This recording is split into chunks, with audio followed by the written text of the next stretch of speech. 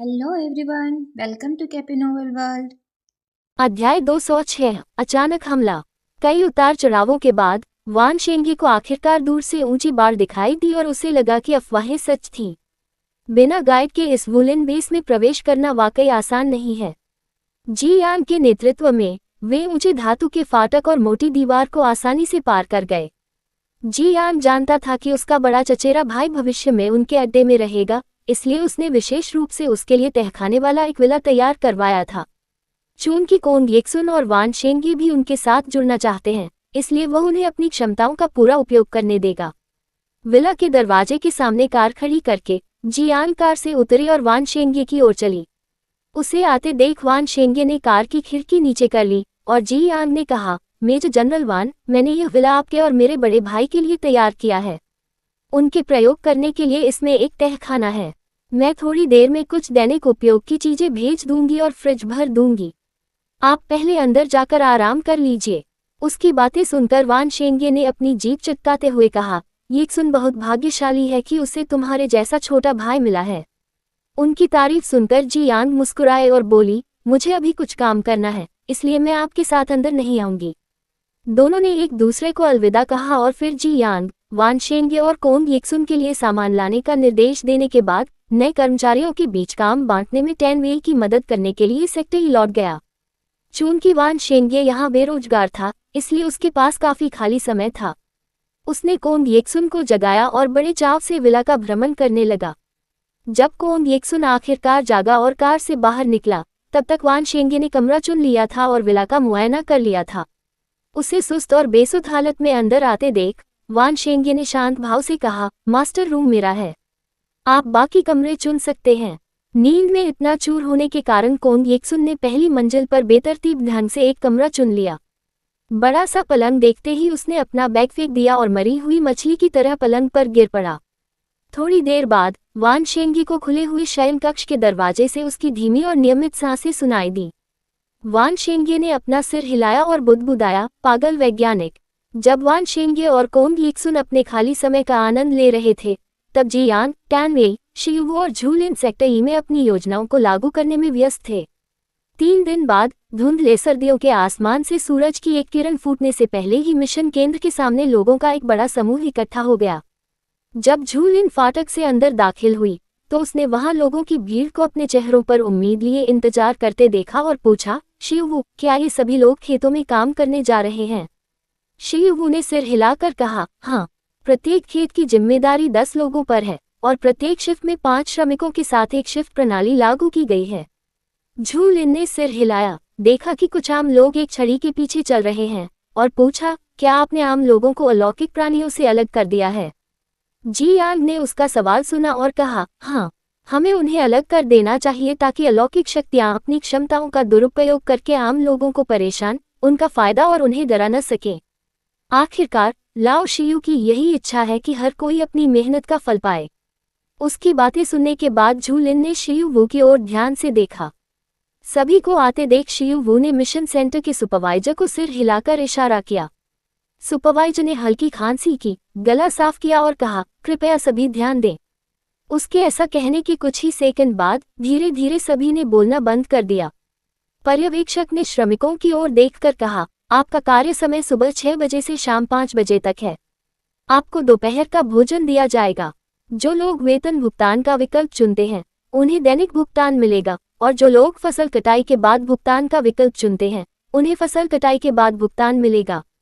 जो लोग गड़बड़ी करेंगे और नियमों का उल्लंघन करेंगे, उन्हें नौकरी से निकाल दिया जाएगा, उनकी निवास अनुमति रद्द कर दी जाएगी और उन्हें तुरंत अड्डा छोड़ना होगा। बोलने के बाद सुपरवाइजर ने कुछ देर तक कर्मचारियों के हाव भाव देखे और आगे कहा, आज हमारे कर्मचारी आपको उस फार्म का दौरा करवाएंगे जिसकी जिम्मेदारी आपको सौंपी गई है। कृपया उनके साथ चलें और अपने फार्म का पता याद रखें। कल से आपको रोजाना फार्म जाना होगा, जहां हमारे कर्मचारी फार्म की स्थिति की जांच करेंगे। अगर हमें पता चलता है कि आप बिना सूचना दिए काम पर नहीं आए हैं, तो आपको बर्खास्त कर दिया जाएगा और आपकी जगह किसी और को नियुक्त कर दिया जाएगा। सामान्य नियमों को समझाने के बाद पर्यवेक्षक ने कुछ देर अन्य कर्मचारियों से बातचीत की और फिर कर्मचारियों ने टीम नंबर पुकारना शुरू किया। जैसे ही कर्मचारियों ने अपने नंबर पुकारे जाते सुने, वे तुरंत कर्मचारियों के पीछे खड़े हो गए। कुछ मिनटों के बाद कर्मचारी एक एक करके कर्मचारियों के समूह के साथ चले गए। सबके चले जाने के बाद शिव और बाकी लोग नाश्ते के लिए विला लौटने का फैसला किया। धातु के गेट से अंदर जाने से पहले ही पूरे परिसर में सायरन बजने लगे। अलार्म बजते ही दीवार की रखवाली कर रहे गार्डों ने अपने हथियार उठा लिए, जबकि अन्य गार्ड समूहों में बाढ़ की ओर दौड़ पड़े। सायरन की आवाज अभी भी गूंज रही थी, तभी झूलिन ने देखा कि आम लोग काफी शांत लग रहे थे। उनमें से अधिकतर लोग जिज्ञासावश देखने के लिए अपने घरों से बाहर निकले, जबकि बाकी लोग ऐसे ही अपने काम में लगे रहे जैसे कुछ हुआ ही न हो। उनके शांत व्यवहार को देखकर उसने अपनी भौहें थोड़ी ऊपर उठाई और कहा, मुझे थोड़ा आश्चर्य है कि ये लोग इस समय इतने शांत कैसे रह सकते हैं। उसकी बात सुनकर टैन वेई मुस्कुराया और बोला, बेशक वे बहुत शांत हैं। ऐसा इसलिए है क्योंकि हमारे सभी रक्षक अलौकिक प्राणी हैं। अगर अभी ज़ॉम्बी हमला भी कर दे तो भी हम बिना किसी परेशानी के अपने अड्डे की रक्षा कर सकते हैं। जैसे ही उसने बोलना समाप्त किया, बाड़ के बाहर से एक जोरदार धमाका हुआ और टक्कर के कारण जमीन थोड़ी हिल गई। Boom boom boom. अध्याय 207 सहायता। कुछ ही सेकंड बाद एक युवक दौड़कर आया और चिल्लाया, भाई टैन, यह उच्च श्रेणी के ज़ोंबी समूह का हमला है। किसी के नाम पुकारने की आवाज सुनकर टैन वेई ने पीछे मुड़कर देखा और पाया कि मिंगवेई भाड़े के सैनिकों के दस्ते का एक सदस्य, जो एक गार्ड के रूप में काम कर रहा था, उनकी ओर दौड़ता हुआ आ रहा था। उसने गहरी सांसें ली, टैन वेई की ओर देखा और कहा, उच्च श्रेणी के ज़ॉम्बीज का एक समूह अचानक कहीं से प्रकट हो गया और हमारे भाई इस समय उनसे लड़ रहे हैं। इसके अलावा ऐसा लगता है कि ये उच्च श्रेणी के ज़ॉम्बीज अच्छी तरह से तैयार हैं। क्या आपको पता है कि इन ज़ॉम्बीज ने हमारे बेस पर हमला क्यों किया? शियुवू ने शांत भाव से पूछा। उस युवक ने सिर हिलाते हुए कहा, हमें नहीं पता, लेकिन ज़ोंबी का सरदार बहुत ही सुंदर आदमी है। वह इंसान जैसा दिखता है, लेकिन वे उच्च पदस्थ ज़ोंबी उसके आदेशों का उल्लंघन करने की हिम्मत नहीं करते। जैसे ही ये शब्द उनके मुंह से निकले, शियुवू और झूलिन के मन में एक सुंदर चेहरा उभर आया। दोनों ने एक दूसरे को देखा और एक ही समय पर कहा, लेई हाओझान। उनके बगल में खड़े टैन वेई ने पूछा, लाओ शियू, शियाओलिन, क्या आप दोनों इस व्यक्ति को जानते हैं? झूलिन ने टैन वेई को सिर हिलाकर जवाब दिया, फिर उस युवक की ओर देखकर पूछा, वह कहाँ है? उस युवक ने कहा, मेरे पीछे आओ। झूलिन और शियुवू को उस युवक के साथ जाते देख जियांग और टैन वेई भी तुरंत उनके पीछे पीछे चले गए। कुछ ही देर में वे सेक्टर ई के प्रवेश द्वार पर पहुंच गए। बाड़ के बाहर लेई हाओझान और कई उच्च श्रेणी के ज़ॉम्बी खड़े देखकर झूलिन ने अपनी आंखें सिकोड़ लीं।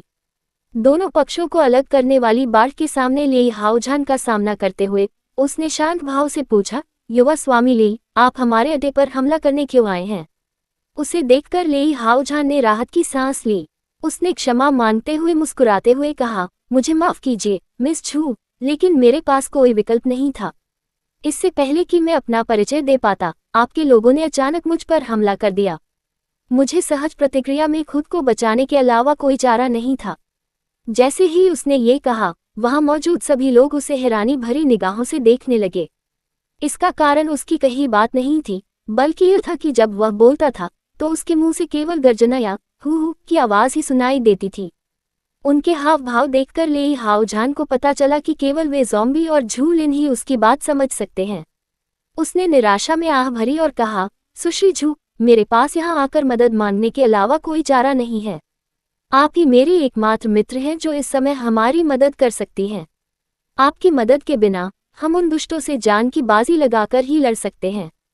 उसकी बात सुनकर झूलिन ने शियुवू की ओर देखकर कहा, वह मदद मांगने आया था, हम पर हमला करने नहीं। जब हमारे रक्षकों ने उन्हें आते देखा तो उन्होंने यंग मास्टर लेई को स्पष्टीकरण का मौका दिए बिना ही कार्रवाई कर दी। इसलिए यंग मास्टर लेई को केवल अपना बचाव करना पड़ा और इसी वजह से यह गलतफहमी पैदा हुई। जैसे ही उसने ये कहा, सब लोग अवाक रह गए। ऐसा क्यों लग रहा है कि वे इन उच्च पदस्थ ज़ोंबी को धमका रहे हैं? जब पहरेदार अभी भी अपने विचारों में डूबे हुए थे, तभी जियांग ने लेई हाओझान की ओर देखा और पूछा, आपको हमसे किस प्रकार की सहायता चाहिए? झूलिन जानती थी कि वे आपस में संवाद नहीं कर सकते, इसलिए उसने इस समय अनुवादक की भूमिका निभाई। झूलिन द्वारा जियांग के प्रश्न का अनुवाद करने के बाद लेई हाओझान ने अपनी जेब से एक बैज निकाला और उन्हें दिखाया। जैसे ही जियांग और अन्य लोगों ने बैज देखा, उनकी आंखों में आश्चर्य की झलक दिखाई दी।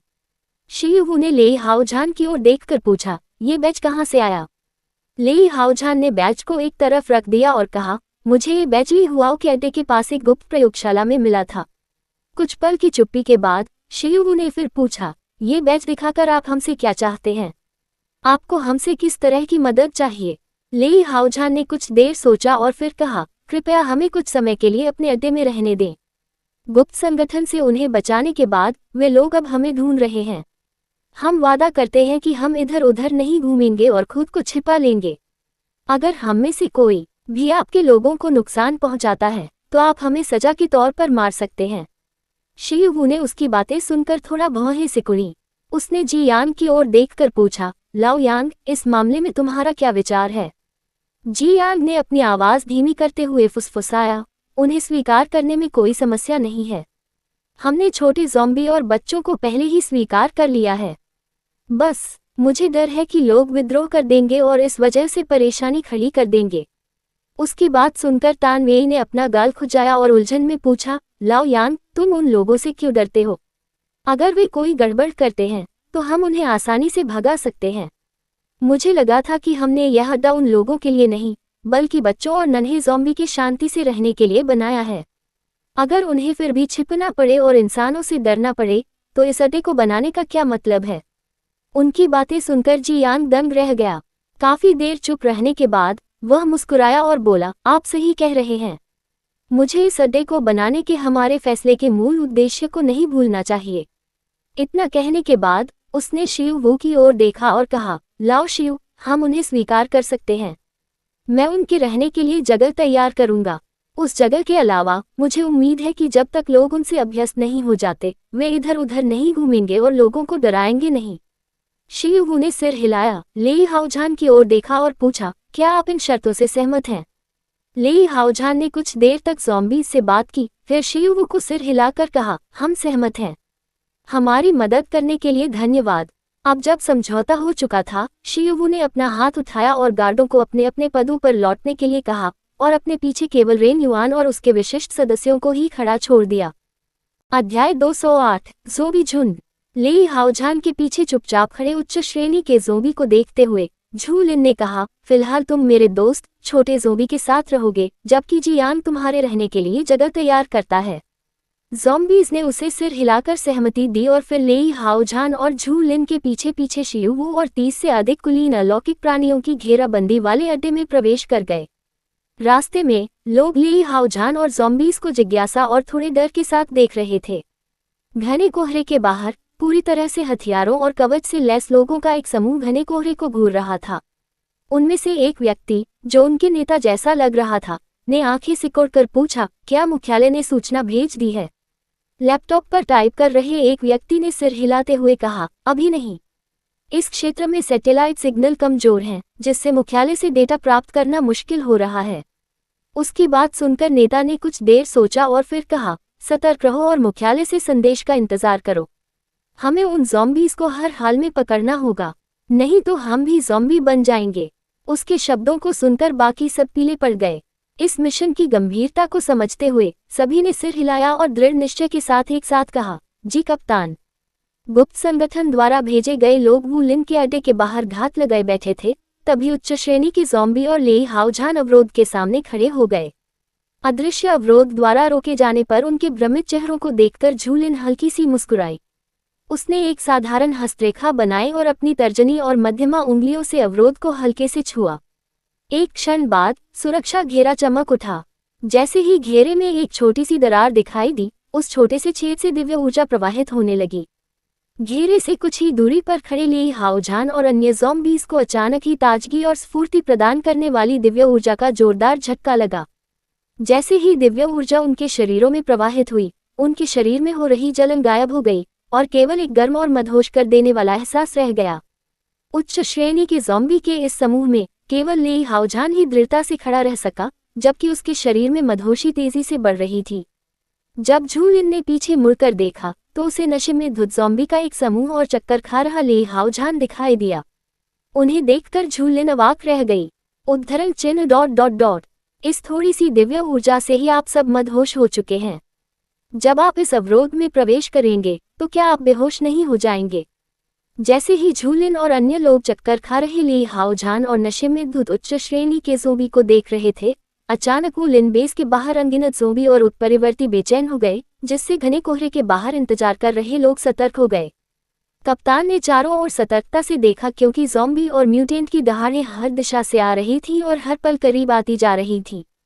स्थिति में अचानक आए इस बदलाव को देखकर कप्तान ने दांत पीसते हुए अपने एक साथी की ओर देखा और पूछा, क्या हो रहा है? वह व्यक्ति लैपटॉप पर टाइप करते हुए स्क्रीन पर टकटकी लगाए बैठा था और जवाब दिया, कैप्टन, ज़ॉम्बी और म्यूटेंट का एक झुंड अचानक इकट्ठा हो गया है और अत्यंत तीव्र गति से हमारी ओर बढ़ रहा है। उनके हमारे स्थान पर पहुंचने में अनुमानित समय 3 मिनट है। ये शब्द सुनते ही वहां मौजूद सभी लोगों के चेहरे के भाव बदल गए। वे जानते हैं कि ज़ॉम्बी की भीड़ कितनी खतरनाक हो सकती है। बिना नेता वाली ज़ॉम्बी की एक छोटी सी भीड़ भी छोटे और मध्यम आकार के ठिकानों को तबाह कर सकती है। इतना ही नहीं, म्यूटेंट के शामिल होने से यह विनाशकारी शक्ति उनके गुप्त संगठन जैसे बड़े ठिकानों को भी नष्ट कर सकती है। स्थिति की गंभीरता को भांपते हुए कप्तान ने तुरंत फैसला लिया और कहा, अभी निकलो। 20 सेकंड के भीतर ही वे उस इलाके से निकल गए और जितनी जल्दी हो सके गाड़ी चलाकर भाग गए। जल्द ही उन्हें जमीन हिलती हुई महसूस हुई और गुर्राने और दहाड़ने की आवाज़ें तेज होती चली गईं। उनके जाने के 2 मिनट बाद ही ज़ॉम्बी और म्यूटेंट का झुंड आ पहुंचा और घने कोहरे में पागलों की तरह दौड़ पड़ा। Bang bust, bang bust, bang. घने कोहरे के भीतर जब ज़ॉम्बी और म्यूटेंट सेक्टई की बाढ़ में घुस आए तो टक्करों की एक श्रृंखला सुनाई दी, जिसके बाद जलने की गंध आई।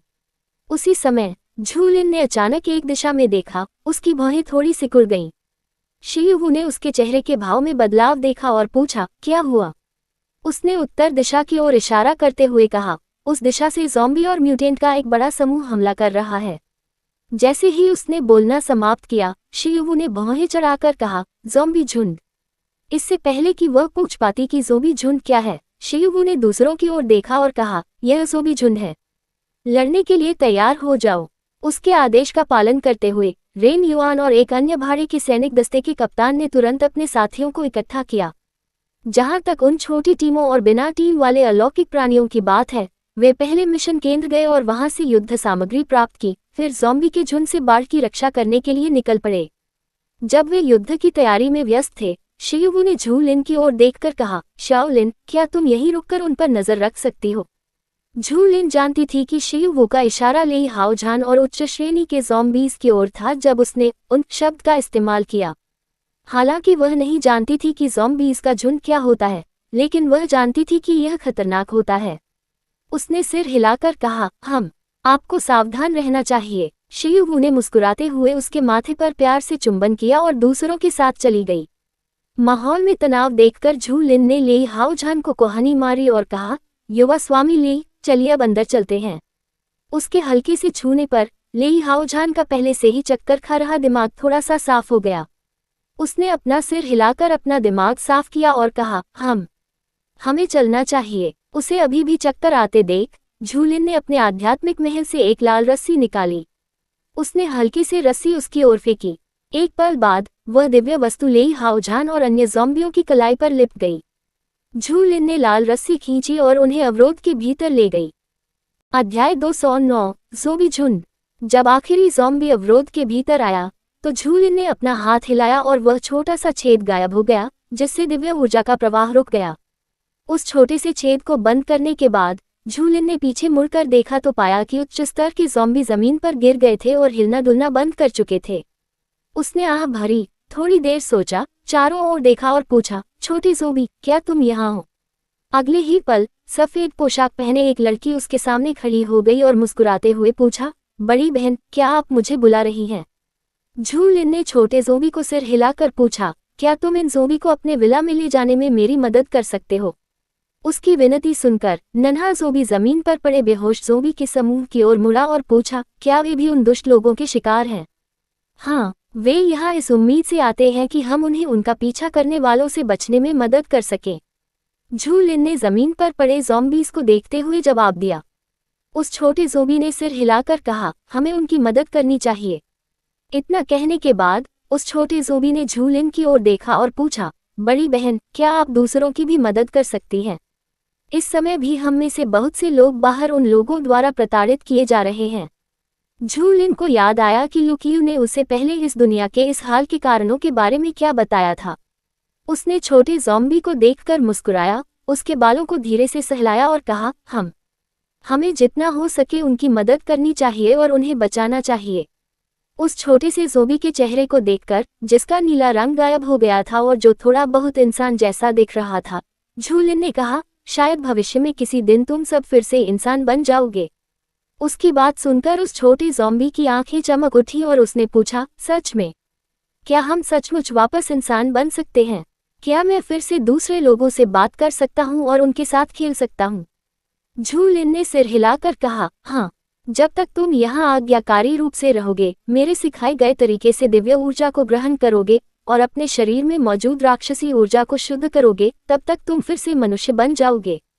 उसकी बातें सुनकर नन्हा ज़ॉम्बी मुस्कुराया और बोला, हाँ, मैं अपने शरीर में व्याप्त काले धुंध को शुद्ध करने के लिए कड़ी मेहनत करूंगा। झू लिन ने छोटे ज़ॉम्बी के सिर पर थपथपाया, जमीन पर पड़े बेहोश ज़ॉम्बी की ओर इशारा किया और कहा, अब पहले इन्हें यहाँ से हटा देते हैं ताकि ये लोगों को डराकर भगा न दें। छोटे ज़ॉम्बी की मदद से झू लिन बेहोश लेई हाओजान और 50 से अधिक उच्च स्तरीय ज़ॉम्बी को उस विला में ले गया जहाँ वह छोटा ज़ॉम्बी रहता था। उसी समय शियू वो बाढ़ के पीछे खड़ा होकर उन ज़ॉम्बी और उत्परिवर्तियों को देख रहा था जो बाढ़ की ओर दौड़ते हुए जलकर राख हो गए थे।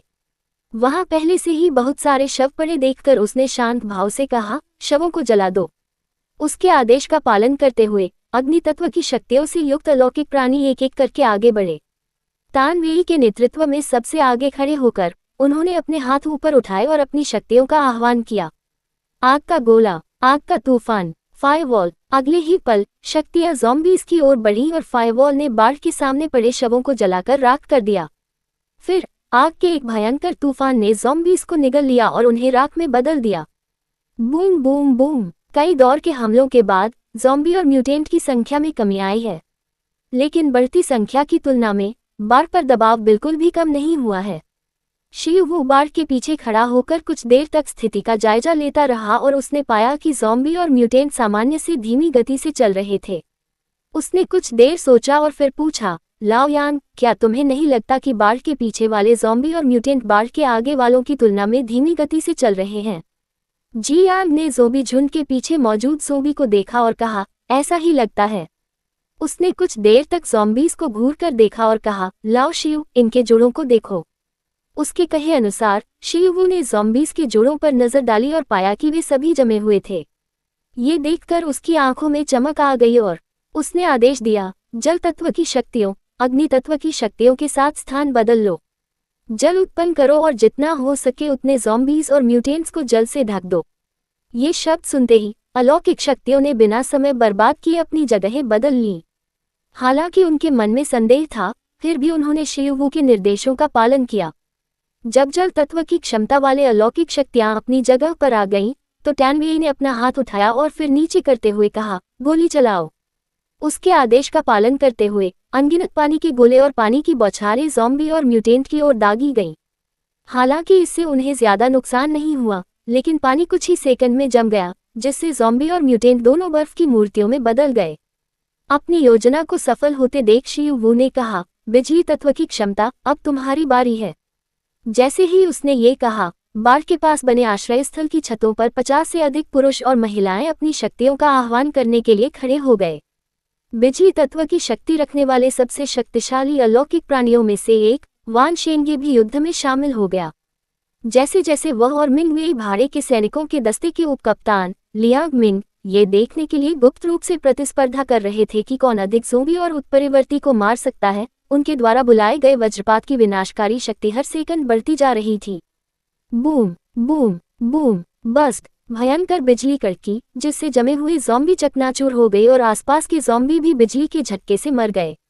आवाज़ इतनी भयानक थी कि ज्यादातर आम लोग अपने घरों में वापस भाग गए और बाहर झांकने की हिम्मत तक नहीं कर पाए।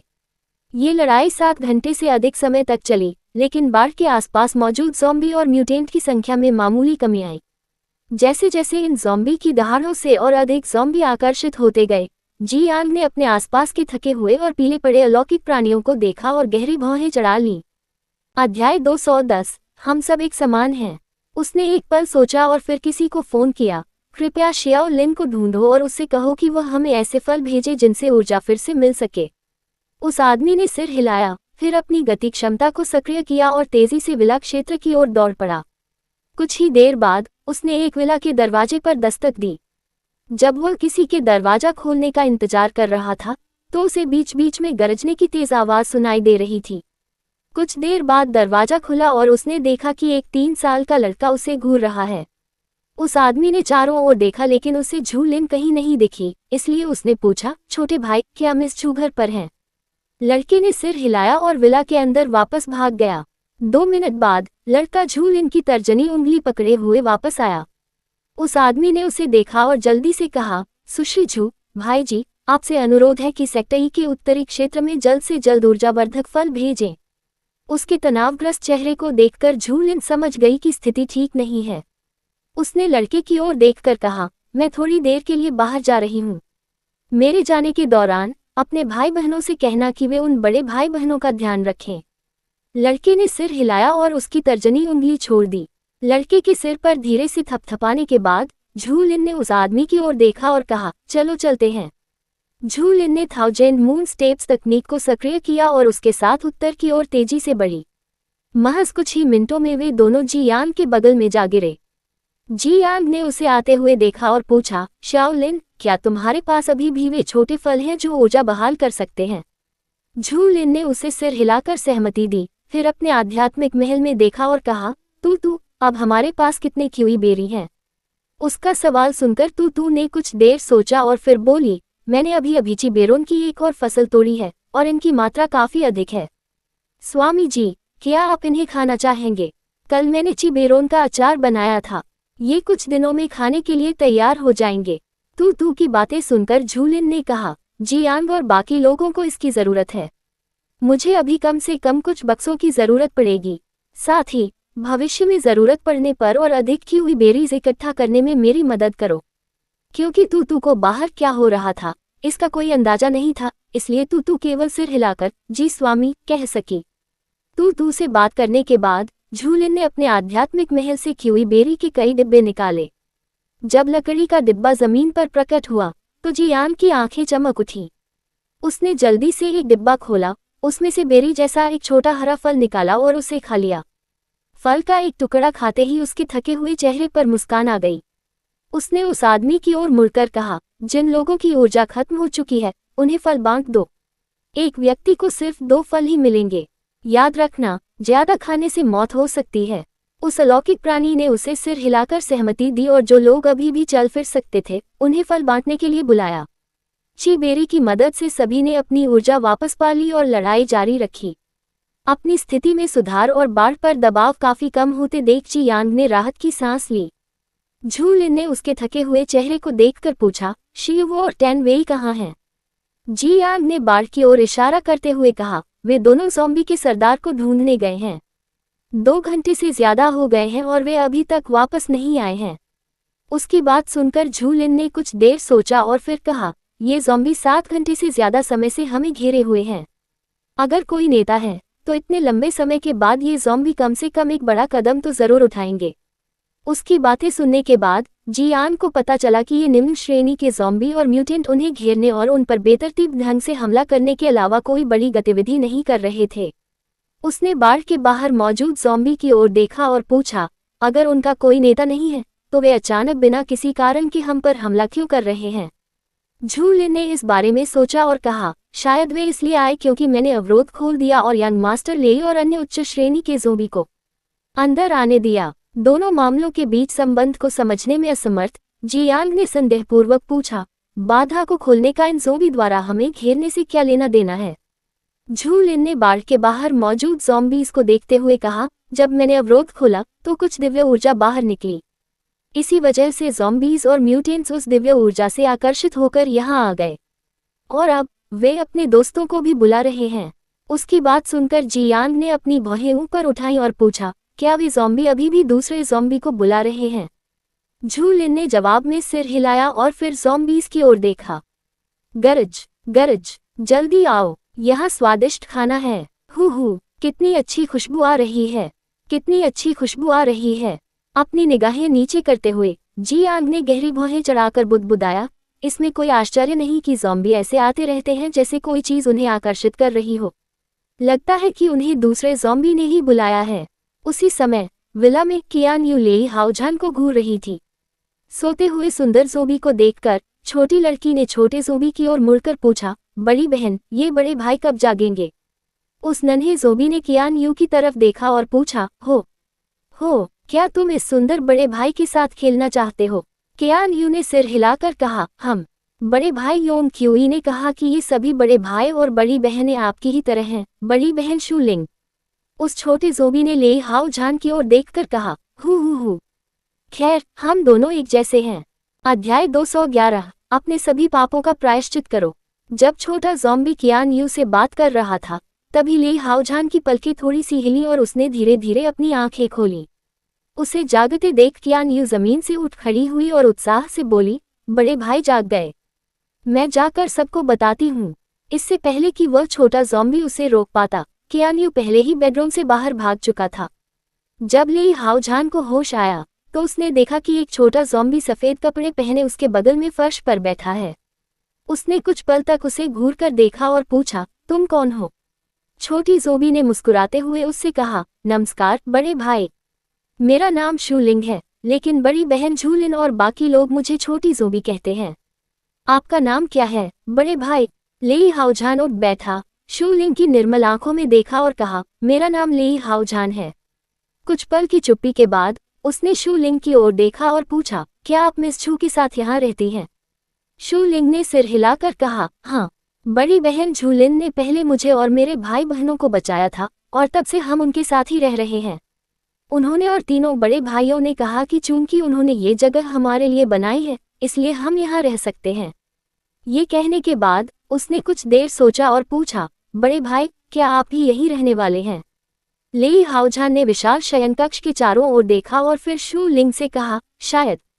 मुझे ये देखना होगा कि यहाँ के मनुष्य हमें स्वीकार करते हैं या नहीं, उसके बाद ही मैं कोई निर्णय लूंगा। शूलिंग ने उसकी ओर देखकर कहा, बड़े भाई, आप यहाँ रह सकते हैं। बड़े भाई शियुवू ने कहा था कि हम यहाँ शांति से रह सकते हैं क्योंकि वे हमें नुकसान से बचाएंगे। जैसे ही उसने ये कहा, लेई हाओजान दंग रह गया। कुछ पल की चुप्पी के बाद वह मुस्कुराया और बोला, मैंने पहली बार सुना है कि इंसान ज़ॉम्बीज़ की रक्षा करने वाले हैं। उसने शूलिंग की ओर देखा और पूछा, छोटी बच्ची, तुम इतनी भोली तो नहीं हो कि इंसानों पर भरोसा कर लो, है ना? जब उसने ये पूछा तो शूलिंग ने अपना सिर थोड़ा झुकाया और पूछा, बड़े भाई, अगर आपको बड़ी बहन झूलिन पर भरोसा नहीं है तो आप यहाँ क्यों हैं? लेई हाओजान कुछ देर चुप रहे और मुस्कुराते हुए बोले, वह इंसान नहीं है, इसीलिए मैं उन पर भरोसा कर सकता हूँ। इंसान धोखेबाज होते हैं, लेकिन मेरी अंतरात्मा कहती है कि मिस छू मुझसे झूठ नहीं बोलेंगी। शूलिंग के चेहरे पर उलझन देखकर लेई हाओजान ने उसके सिर पर हाथ फेरते हुए कहा, जब तुम ज़ॉम्बी बनी तब तुम बहुत छोटी थी। तुम्हारी बुद्धि इन सभी जटिल समस्याओं को नहीं समझ सकती। ये बहुत दुख की बात है। इतनी प्यारी बच्ची उस बूढ़े आदमी के लालच की वजह से ज़ॉम्बी बन गई। जैसे ही उसने बोलना समाप्त किया, कियान यू ने योंग क्यूई को खींचा और अन्य बच्चों के साथ बेडरूम में चली गई। इन बच्चों को देखकर लेई हाओजान की आंखों में ठंडे, जानलेवा इरादे की चमक आ गई। उसने अपनी आंखें नीचे कर ली, मुट्ठी भींच ली और मन ही मन सोचने लगा, दादाजी, आप सचमुच इंसान नहीं हैं। बच्चों को भी नहीं बख्शा। एक दिन मैं आपके सारे पापों का हिसाब चुकाऊंगा। शांत होने के बाद उसने अपना सिर उठाया और बच्चों की ओर मुस्कुराते हुए कहा, सभी को नमस्कार।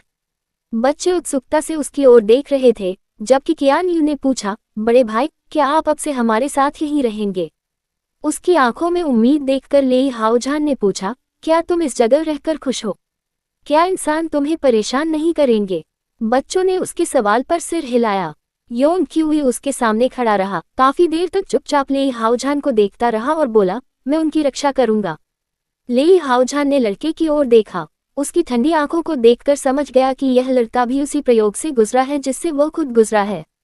लेई हाओजान मुस्कुराया और उनसे कहा, चूंकि आप सबको यहाँ रहना अच्छा लग रहा है, तो मैं भी कुछ समय के लिए यहाँ रहूंगा।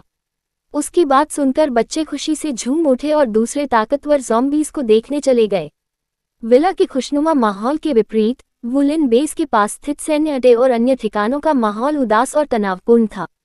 वुलन बेस के चारों ओर ज़ॉम्बीज़ के झुंड के बारे में जानने के बाद लोग चिंतित और भयभीत थे। मेज के चारों ओर मुख्य कुर्सी पर बैठे माओ यान ने अपने साथियों की ओर देखते हुए कहा, हमें अभी अभी कैप्टन तेंग से खबर मिली है। नवनिर्मित वुलन बेस इस समय ज़ॉम्बीज़ के झुंड से घिरा हुआ है और ये ज़ॉम्बीज़ हमारे बेस और ली हुआओ बेस की ओर बढ़ रहे हैं। जैसे ही उसने ये कहा, कमरा एकदम शांत हो गया। माओ यान ने चेन जी की ओर देखा और पूछा, कर्नल चेन, क्या आपके पास आने वाले ज़ोंबी झुंड से निपटने की कोई योजना है? चेन जी ने मुस्कुराते हुए कहा, कमांडर माओ, मैं इस अड्डे की सिर्फ एक प्रशासनिक कर्मचारी हूँ। मेरे पास इस अड्डे के भविष्य को निर्धारित करने वाली कोई योजना बनाने की क्षमता नहीं है। क्या हमारे पास मेजर जनरल वान नहीं है? उन्हें ऐसी योजना बनानी चाहिए जो हम सभी को बचा सके। बोलने के बाद उन्होंने चारों ओर देखा और पूछा, मेजर जनरल वान कहाँ हैं? क्या उन्हें हमारी लड़ाकू टुकड़ी के कमांडर के रूप में यहाँ नहीं होना चाहिए था? उनके बगल में बैठे ट्रेडिंग हॉल के निदेशक पेन लियांकिंग ने हंसते हुए कहा, कर्नल चेन, ऐसा लगता है कि आपको अपने छोटे से कार्यालय से अधिक बार बाहर आने की जरूरत है। उसकी बात सुनकर चेन जी ने थोड़ा भौहें चढ़ाकर पूछा, निर्देशक पेन, आपका क्या मतलब है? पेन लियांकिंग ने आह भरते हुए कहा, मेरा मतलब कुछ और नहीं है। बात सिर्फ इतनी है कि मेजर जनरल वान और प्रोफेसर कोंग सेवानिवृत्त होकर इस अड्डे को छोड़कर चले गए हैं। इसलिए कैप्टन टेन के अलावा आप ही अकेले हैं जिन्हें बाहर जाकर ज़ॉम्बी से लड़ना चाहिए। दुनिया के अंत की शुरुआत के बाद वह कार्मिक प्रभारी कर्नल के रूप में आरामदेह जीवन व्यतीत कर रहा था और चेन जी अब युद्ध के मैदान में नहीं जाना चाहता था। उसने सिर हिलाते हुए कहा, मुझ में ये करने की क्षमता नहीं है। मुझे डर है कि कमांडर माओ को किसी और को ढूंढना पड़ेगा। अध्याय 212, झेंग यिमू का सुझाव। चेन जी के इनकार को सुनकर माओ यान ने मुट्ठी भींची और कुछ नहीं बोला।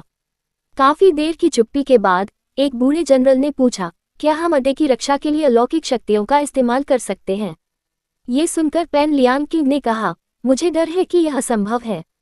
इससे पहले कि बूढ़ा जनरल पूछ पाता कि क्यों, उसने आगे कहा, हमारे पास तो अपने लोगों को खिलाने के लिए भी पर्याप्त सामान नहीं है।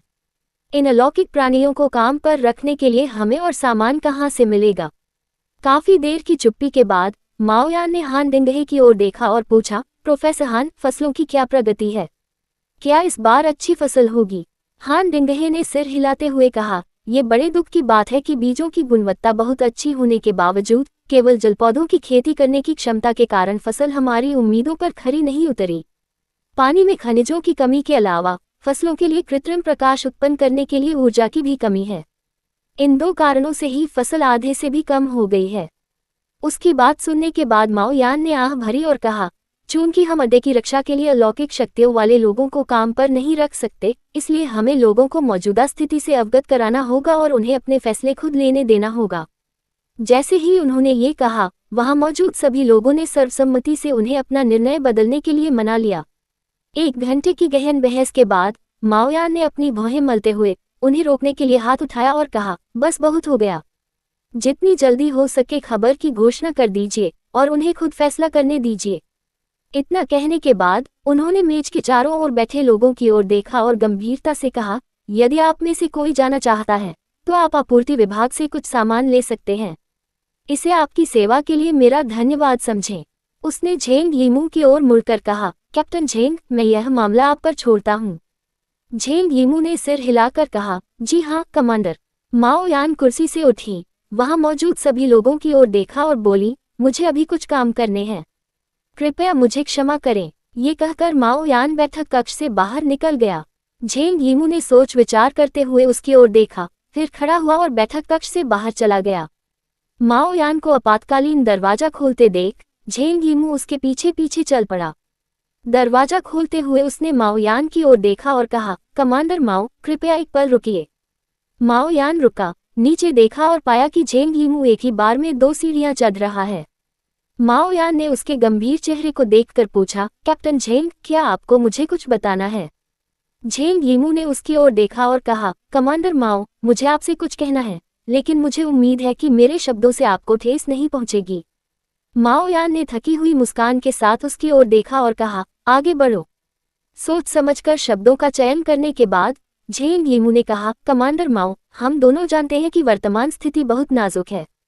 पर्याप्त जनशक्ति और आपूर्ति के बिना हम ज़ोंबी सेना से बच नहीं सकते। माओ यान ने सिर हिलाकर कहा, आप सही हैं। उनके थके हुए चेहरे को देखकर झेंग यीमू ने आगे कहा, मेरे पास एक सुझाव है और मुझे उम्मीद है कि आप इस पर विचार करेंगे, कमांडर।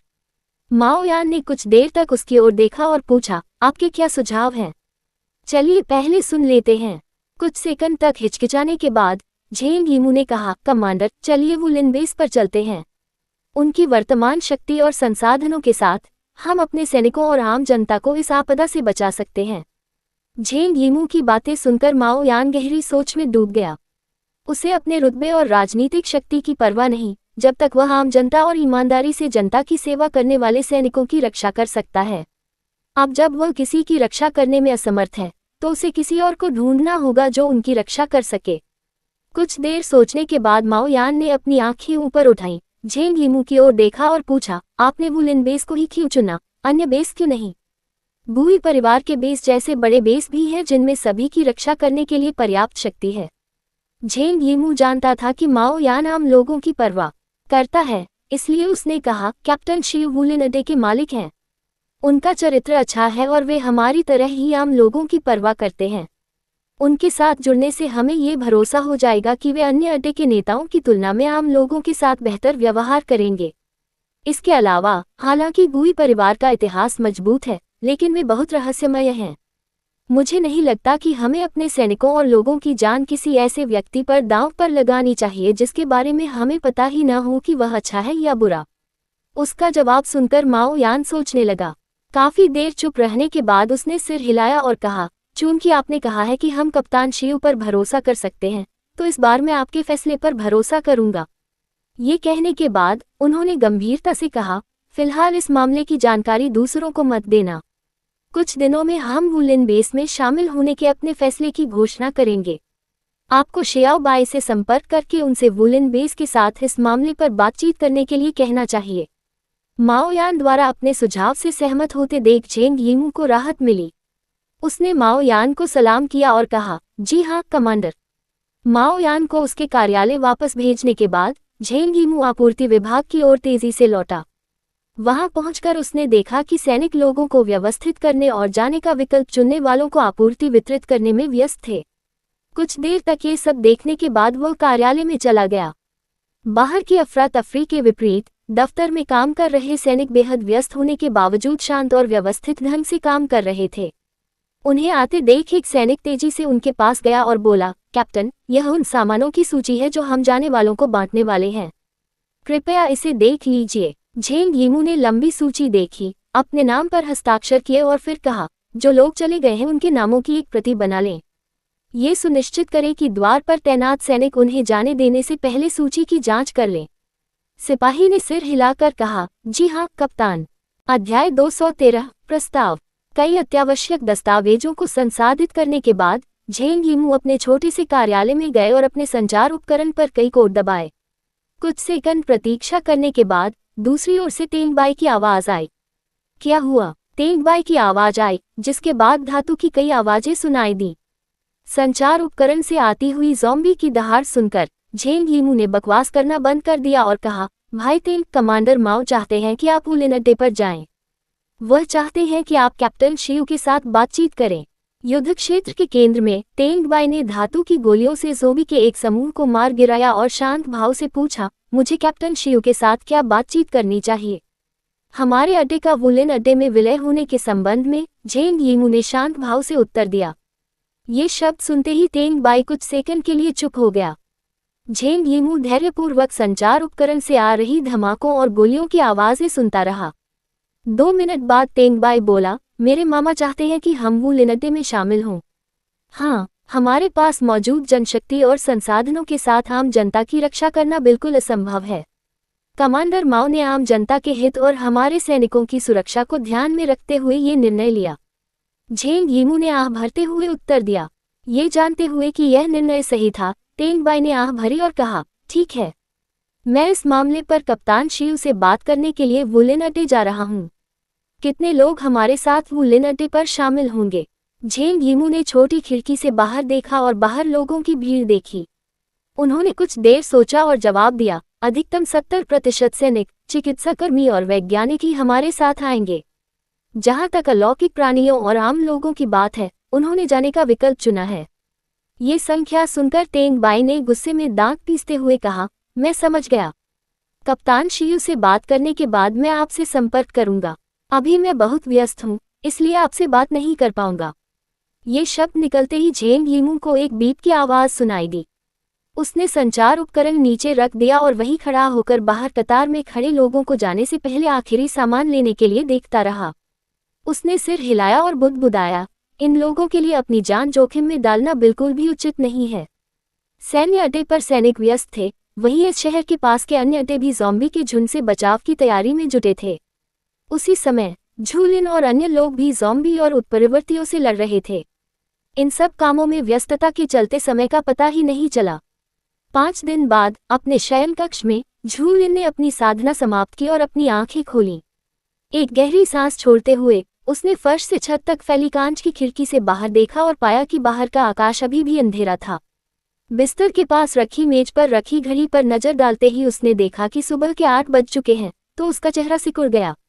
जब वह कालीन पर पालथी मारकर बैठी थी, तभी अचानक तू अपने आध्यात्मिक महल से एक जैद का घड़ा लेकर बाहर आई। जैद का जार जमीन पर रखते हुए तू ने उसकी ओर देखा और कहा, गुरुजी, ये कीवी बेरीज का अचार है जो मैंने आपके लिए बनाया है। झूलिन ने तू के सिर पर हाथ फेरा, फिर जार की सील खोली और उसमें से एक अचार वाली चिबेर निकाली। उसने थोड़ी देर उसका स्वाद चखा, फिर सिर हिलाकर बोली, ये बहुत स्वादिष्ट है। धन्यवाद तू ने अपने अगले पंजे उसके पैरों पर रखे और कहा, जब तक आपको ये पसंद है, मैं इसे आपके लिए बना दूंगी, स्वामी जी। झूलिन ने अपने खरगोश को देखकर मुस्कुराते हुए कहा, चूंकि तुमने इन दिनों बहुत मेहनत की है, इसलिए मैं तुम्हें इनाम के तौर पर ये दूंगी। बोलने के बाद झूलिन ने अपनी तर्जनी और मध्यमा उंगली से तू के माथे के मध्य भाग को छुआ। अगले ही क्षण दिव्य ऊर्जा तू के माथे में प्रवाहित हुई और उसके दांतियान में प्रवेश कर गई। 10 मिनट बाद झूलिन ने अपनी उंगलियां हटा ली और खड़ी हो गई। तू ने अपना दांतियान देखा, आश्चर्य से उसकी ओर देखा और कहा, धन्यवाद गुरुजी। झूलिन ने सिर हिलाया, फिर जैद का जार अपने बर्फ के फूल वाले पेंडेंट में रखा और अपने बेडरूम से बाहर निकल गई। उसके पीछे पीछे तू ने पूछा, मास्टर, बाहर इतना अंधेरा क्यों है? झूलिन ने सिर हिलाकर कहा, मुझे नहीं पता। जब वे दोनों बातें कर रहे थे, तभी शिवू ने उन्हें देखा और नीचे से हाथ हिलाकर अभिवादन किया। सोफे पर बैठे तेंग बाई और सोन चेंगसू को देखकर झूलिन ने अपनी भौहें ऊपर उठाई और पूछा, आजकल मेहमान आना बहुत कम होता है। शिवू के बगल में बैठते हुए झूलिन ने तेंग बाई की ओर देखा और पूछा, कैप्टन तेंग, जब हम अभी भी ज़ॉम्बी और म्यूटेंट से घिरे हुए हैं, तब आपका हमसे मिलने आना बहुत मुश्किल होगा। तेंग बाई मुस्कुराया और बोला, ये वाकई आसान नहीं है, लेकिन हमें कप्तान शियू के साथ एक महत्वपूर्ण मामले पर चर्चा करनी है। झूलिन ने अपनी भौहें थोड़ी सी उठाकर पूछा, किस तरह का महत्वपूर्ण मामला कैप्टन तेंग और कैप्टन सॉन को शियू से मिलने के लिए इतना बड़ा जोखिम उठाने पर मजबूर कर सकता है? उसका सवाल सुनकर सोन चेंगसू मुस्कुराया और बोला, हम यहाँ सैन्य अड्डे के प्रतिनिधियों के रूप में वुलिन अड्डे के साथ विलय का प्रस्ताव रखने आए हैं।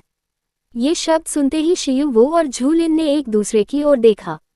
शियू को थोड़ा आश्चर्य हुआ कि माओ यान अपना अड्डा छोड़कर उनके साथ विलय का प्रस्ताव रख रहा है। अगर उन्हें सैन्य अड्डे से सैन्य वाहन मिल जाएं, तो उनकी कार्यक्षमता में काफी सुधार होगा। उनकी आंखों में आश्चर्य और सवाल देखकर तेंग बाई ने कहा, मैं जानता हूं कि यह कोई छोटी बात नहीं है, और हम कप्तान शियू से तुरंत सहमत होने की उम्मीद नहीं करते हैं। हालांकि हम आशा करते हैं कि आप पहले हमारे प्रस्ताव पर विचार करेंगे। शियू ने कुछ देर तक उसे और सोन चेंगसू को देखा और पूछा, इस विलय से मुझे क्या लाभ मिल सकता है? चूंकि कमांडर माओ हमारे साथ विलय करना चाहते हैं, इसका मतलब है कि आपको हमारी जरूरत है। चूंकि यह एक व्यवसाय है, इसलिए मुझे ये जानना जरूरी है कि इस सौदे से मुझे क्या लाभ मिल सकता है। अध्याय 214, मुझे चूमो। जब तेंग बाई और सोन चेंगशू ने ये सुना, तो उन्होंने एक दूसरे की ओर देखा और समझ गए कि बातचीत की असली मुश्किल यहीं पर है। कुछ क्षणों की चुप्पी के बाद सोन चेंगसू ने कहा, यदि कप्तान शियू हमारे प्रस्ताव से सहमत हो जाते हैं, तो हम दोनों सहित सभी सैनिक आपके लिए काम करेंगे और आपके आदेशों का पालन करेंगे। आप कमांडर माओ का पदभार संभालेंगे और हम केवल आपके आदेशों का पालन करेंगे। ये देखकर कि शियू ने ऐसा कहने के बाद कोई प्रतिक्रिया नहीं दी, सोन चेंगसू ने आगे कहा, इसके अलावा हमारी सभी सैन्य आपूर्ति, वाहन और हथियार वुलिन बेस को सौंप दिए जाएंगे। ये शब्द बोलते ही शियू के होठों पर हल्की सी मुस्कान आ गई। सोफे के आर्मरेस्ट पर उंगलियां थपथपाते हुए शियू ने पूछा, तुम मुझसे क्या चाहते हो? हमें बस कप्तान शियू से यह उम्मीद है कि वह हमारे साथियों और आम लोगों के रहने के लिए एक सुरक्षित जगह मुहैया कराएं। तेंग बाई ने शांत भाव से उत्तर दिया। ये सुनकर शियू मुस्कुराया और बोला, मैं आप दोनों और उन सैनिकों की वास्तव में प्रशंसा करता हूं जिन्होंने इन अजनबियों के रहने के लिए जगह खरीदने के लिए अपनी जान कुर्बान कर दी। उनके बगल में बैठी झूलिन ने तेंग बाई और सोंग चेंगसू के शांत भावों को देखा। वह समझ गई कि इन दोनों पुरुषों में आम लोगों के प्रति वही कर्तव्यबोध है जो उसमें 6 लोगों के प्राणियों के प्रति है। चूंकि झूलिन को उनमें स्वयं की झलक दिखाई दी, इसलिए वह उनकी मदद करना चाहती थी। उसने शियू की ओर मुड़कर कहा, शियू, चलो उनकी मदद करते हैं। शियू ने उसकी ओर देखा और मुस्कुराया। उसने अपनी तर्जनी उंगली से हल्के से अपने होठों को छुआ और धीमी आवाज में कहा, मुझे चूम लो और मैं उनकी मदद करूंगा। ये शब्द सुनते ही तेंग बाई और सोंग चेंगसू ने मानो हवा में उड़ने का नाटक किया, जबकि झूलिन का चेहरा उबले हुए झींगे की तरह लाल हो गया। उसने असहाय होकर उसके मुस्कुराते चेहरे को देखा और फुसफुसाते हुए कहा, बकवास मत करो, यहाँ मेहमान हैं। शियू ने सिर हिलाते हुए गंभीरता से कहा, मैं बकवास नहीं कर रहा, मैं सच कह रहा हूँ। अगर तुम्हें शर्म आ रही है तो क्यों न हम ऊपर चलें?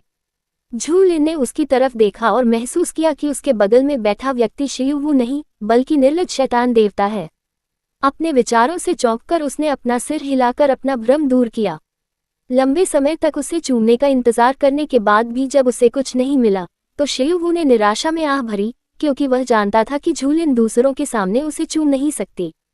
उसने तेंग बाई की ओर देखा और बोलने के लिए अपने होंठ खोले, लेकिन अगले ही पल झूलिन ने उसका चेहरा पकड़ लिया, झुकी और उसके होठों को हल्के से चूम लिया। शियू उसकी अचानक आए हिम्मत से हैरान रह गया। उसने चुंबन वाली जगह को छुआ और उसे खाली निगाहों से देखता रहा। झूलिन का लाल चेहरा और शियू के भावहीन चेहरे को देखकर तेंग बाई और सोंग चेंगसू दोनों वहां से भाग जाना चाहते थे। बैठक कक्ष के असहज माहौल को सहन न कर पाने के कारण तेंग बाई ने खांसते हुए कहा, अच्छा, क्यों न मैं कप्तान शियू द्वारा मिस झू, भाई जी और भाई टैन से इस मामले पर चर्चा करने के बाद वापस आऊं। शियू के जवाब का इंतजार किए बिना तेंग बाई उठ खड़ा हुआ और सोंग चेंगसू को अपने साथ खींच लिया। सोंग चेंगसू ने शियू की ओर मुड़कर देखा और कहा, मैंने कप्तान शियू को इस तरह का भाव दिखाते हुए पहली बार देखा है। ये बहुत दिलचस्प है। तेंग बाई ने उसकी ओर एक नज़र डाली और समझ गया कि गपशप करने की उसकी इच्छा फिर से जाग उठी है, इसलिए उसने उसे याद दिलाया, मुसीबत खड़ी मत करो।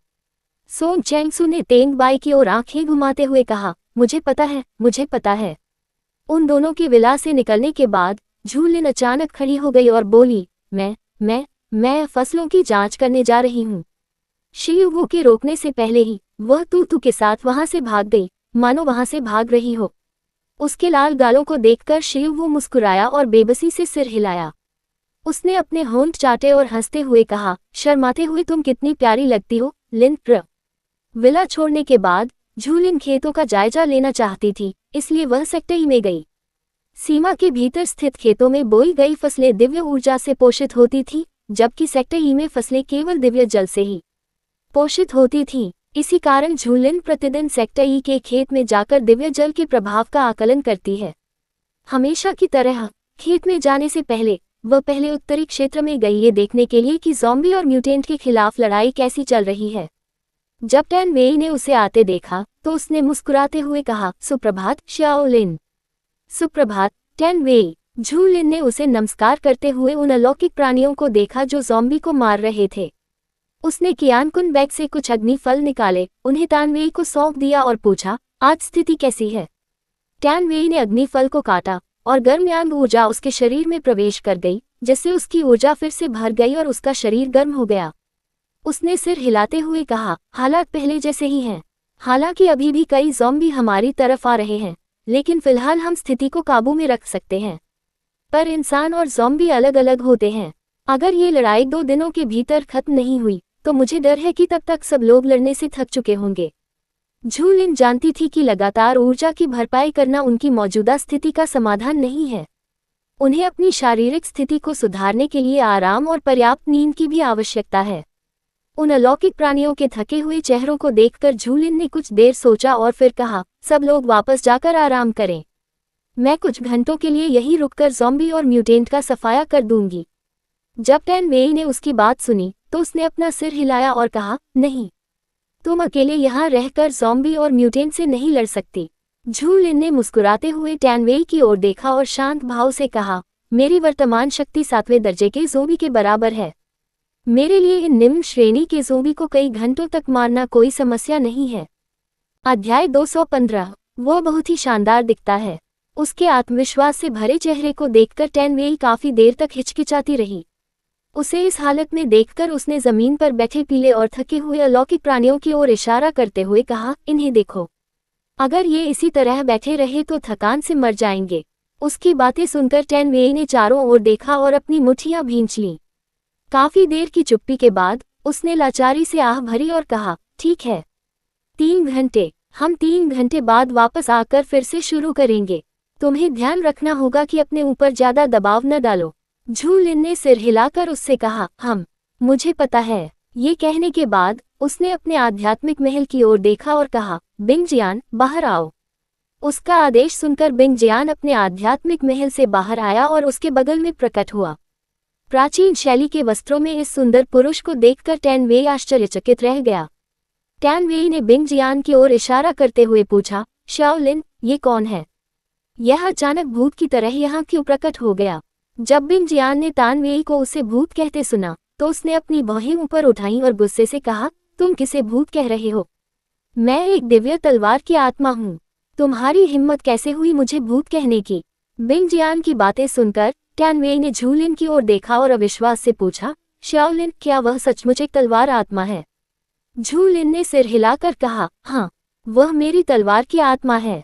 ये देखकर कि तान वेई की उंगली अभी भी उसकी ओर इशारा कर रही थी, बिंग जियान ने उसका हाथ झटक दिया और कहा, कितने असभ्य हैं, मेरी ओर उंगली मत उठाओ। झू लिन जानती थी कि उसकी तलवार आत्मा कितनी गुस्सैल है, इसलिए उसने तान वेई से माफी मांगते हुए मुस्कुराते हुए कहा, मैं उसके असभ्य व्यवहार के लिए माफी मांगती हूँ। बिंग जियान एक तलवार आत्मा है और उसका स्वभाव गुस्सैल है। तान वेई ने सिर हिलाया और मुस्कुराते हुए कहा, शाओलिन, तुम्हें मुझसे माफी मांगने की जरूरत नहीं है। मुझे कोई आपत्ति नहीं है। ये देखकर कि बिंग जियान के असभ्य व्यवहार से झू लिन को वास्तव में कोई आपत्ति नहीं हुई, उसने कहा, तो फिर आपको वापस जाकर थोड़ा आराम कर लेना चाहिए।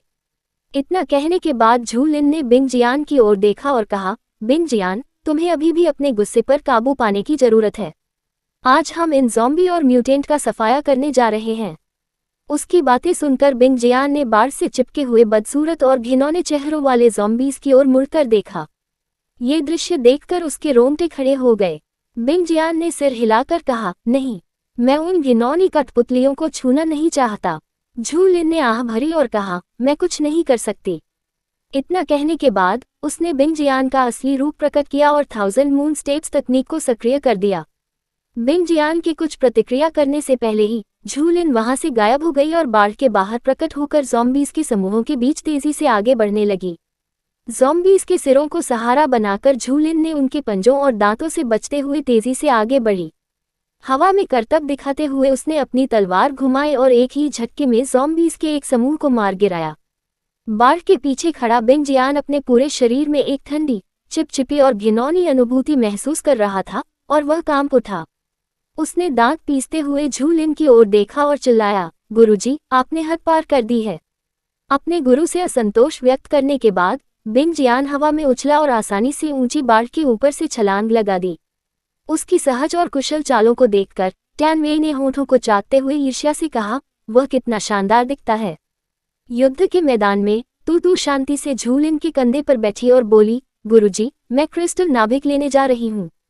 हम आगे बढ़ो। झू लिन ने सहमति जताते हुए एक ज़ॉम्बी के सिर पर लात मारी, जिससे ज़ॉम्बी का सिर उसके कंधे से अलग हो गया। उसकी अनुमति से तू उसके कंधों से कूदकर ज़ॉम्बीज के सागर में गायब हो गई। कुछ ही सेकंड बाद बिंग जियान उसके पास आए और पूछा, मास्टर, क्या आप सचमुच इन सभी कठपुतलियों को साफ करना चाहते हैं? झू लिन ने सिर हिलाते हुए कहा, हम अब ज़ॉम्बीज को यहाँ इकट्ठा नहीं होने दे सकते। उन्हें दूसरे ज़ॉम्बीज को बुलाते रहने देना खतरनाक है। उसकी बात सुनकर बिंग जियान ने अपनी आंखें घुमाई और धीमी आवाज में बुदबुदाया, तुम बहुत ही कोमल हृदय वाली हो। झू लिन ने उसकी ओर देखा और मुस्कुराते हुए कहा, एक देवता के रूप में सभी जीवित प्राणियों की रक्षा करना मेरा कर्तव्य है। बिंग जियान जानता था कि उससे कुछ कहना बेकार है, इसलिए उसने अपनी असंतुष्टि निकालने के लिए ज़ॉम्बीज़ का इस्तेमाल किया।